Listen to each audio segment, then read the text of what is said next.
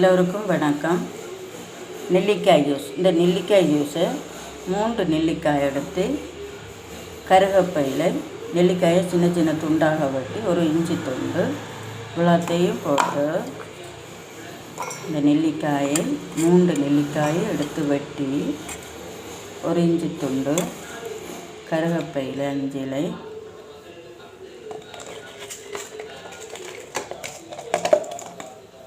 ஒரு தேக்கரண்டி சின்ன சீரகம்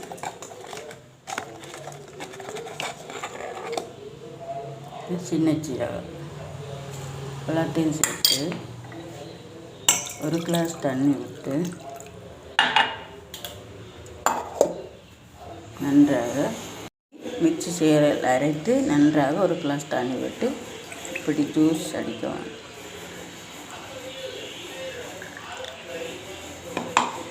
இதை நீங்கள் இப்படி ஜூஸ் அடித்து காலை வேளையில் இதை நீங்கள் குடித்து கொண்டு வாருங்கள். நல்ல ஆரோக்கியமாக இருக்கும்.